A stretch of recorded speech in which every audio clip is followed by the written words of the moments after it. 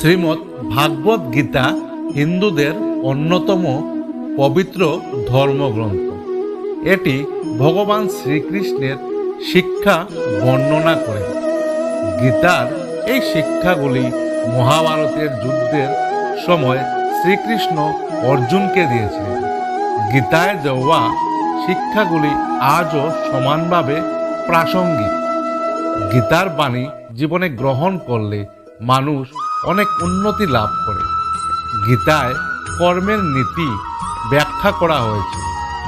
আসুন আর দেরি না করে জানা যাক এই বিষয়গুলা কি কি, যা শ্রীকৃষ্ণ প্রত্যেকের জন্য প্রয়োজনীয় বলেছেন।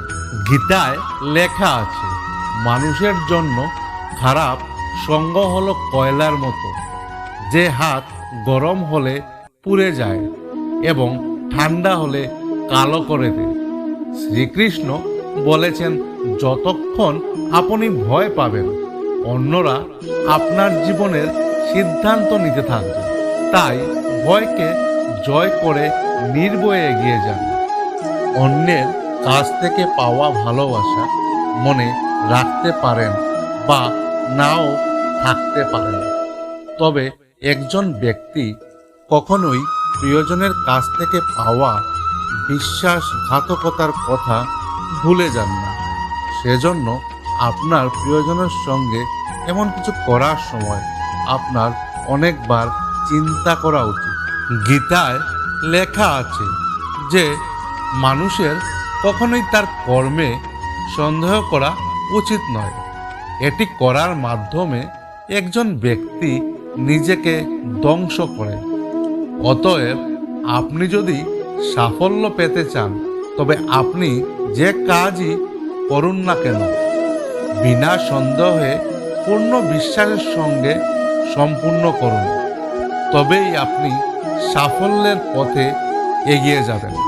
শ্রীকৃষ্ণ গীতায় বলেছেন, যে কোনো কাজে সফলতা পেতে হলে মনের উপর নিয়ন্ত্রণ থাকা খুবই জরুরি।